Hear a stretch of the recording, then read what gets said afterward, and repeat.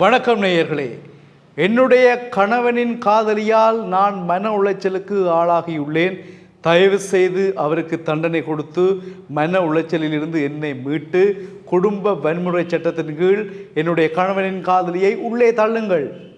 இது ஒரு பெண்ணினால் போடப்பட்ட வழக்கு. வினோதமான வழக்காக இருக்கு இல்லையா? இப்படி சம்பவங்கள் நிறைய நடந்து கொண்டு தான் இருக்கிறது. ஆனால் வெளியில் வருவது ஒரு சிலது. அவ்வளவுதானே? பார்ப்போம் விரிவாக இந்த செய்தியை. ஒரு பெண் பொலிஸ் நிலையம் சென்று முறைப்பாடு ஒன்றை வழங்கினாராம். என்னவென்றால், என்னுடைய கணவனின் காதலியால் எனக்கு குடும்பத்தில் நிம்மதி இல்லை, தூக்கம் இல்லை, பிரச்சனையாக இருக்குது, மன உளைச்சலாக இருக்குது.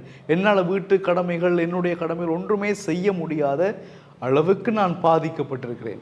இதனால் உங்களுக்கு தெரியாத சட்டம் ஒன்றும் இல்லை. குடும்ப வன்முறை சட்டத்தை பயன்படுத்தி என்னுடைய கணவனின் காதலியை உள்ளே தூக்கி போடுங்கள் ஐயா. அப்பொழுதுதான் நான் நிம்மதியாக வெளியில் இருக்கலாம்.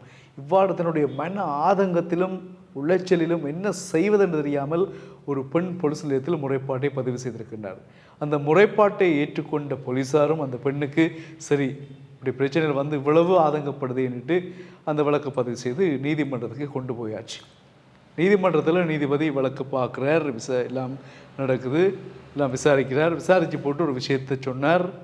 அதால் அந்த பெண்ணுக்கு இன்னும் மன உளைச்சல் அதிகரிச்சிருச்சு. என்ன அப்படின்னா, உங்கள் கணவரின் உறவினர் ஒருவர் உங்களுக்கு பிரச்சனையாக இருக்கிறார் என்றால் எங்கள் நாட்டு சட்டத்தின் அடிப்படையில் அவருக்கு 3 ஆண்டுகள் சிறை தண்டனையும் அபராதமும் உங்களுக்கு நான் பெற்றுத்தரலாம். உங்களுக்கு பிரச்சனையாக இருக்கிறவர் உங்களோட கணவற்ற உறவினராக இருக்க வேணும். ஆனால் இது அப்படி அல்ல. உங்கள் கணவரின் காதலி, உறவினர் என்பதை தாண்டி அப்பாற்பட்ட உறவு இது. இதுக்கெல்லாமமா நாங்கள் நீதிமன்றம் தீர்ப்பு வழங்காது, இதெல்லாம் நாங்கள் பார்க்க மாட்டோம்னு சொல்லி அந்த குற்றப்பத்திரிகையை என்ன செய்திருக்கு, தள்ளுபடி செய்து அந்த வழக்கையும் ரத்து செய்து விட்டது.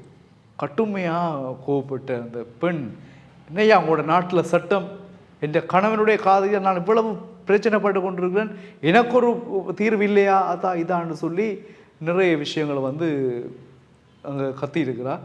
இருந்தாலும் என்ன செய்கிறது, போலீஸார் அவர் அழைத்து செல்லப்பட்டு மெதுவாக அவருக்கு ஒரு கவுன்சிலிங்.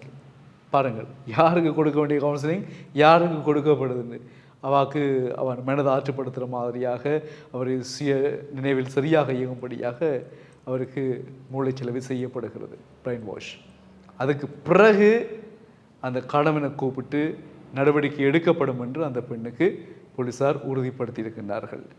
இது எல்லாவற்றுக்கும் கணவன் என்ன சொல்ல போகிறார், இந்த பிரச்சனை சம்பந்தமாக வைஃப் போய் சொல்கிறா அல்லது எனக்கு சம்மந்தம் இல்லை அல்லது அப்படி உண்மைதான் என்ன சொல்கிறாருன்னு தெரியல.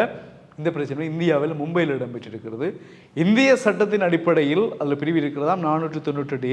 அந்த பிரிவின் அடிப்படையில் கணவற்ற உறவினர் ஏதாவது பிரச்சனை பண்ணினால் 3 வருடங்கள் சிறைக்கு அனுப்பி அபராதமும் வேடி கொடுக்கலாம். ஆனால் இது கணவற்ற காதலி என்றால் ஒன்றும் செய்ய முடியாது, இந்திய சட்டம். இப்போ இந்திய சட்டத்தை மும்பை நீதிமன்றம் வெளியில் சொன்னதால் சில பேருக்கு அது சாதகமாக அமையலாம் மும்பையில், இல்லையா? என் உறவினர் இல்லாத யாரையாவது காதலிச்சா நீதிமன்றம் தண்டனை வழங்காது என்பது சிலருக்கு, அதை சாதகமாக பயன்படுத்துகின்றவர்களுக்கு சாதகமாக அமையலாம்.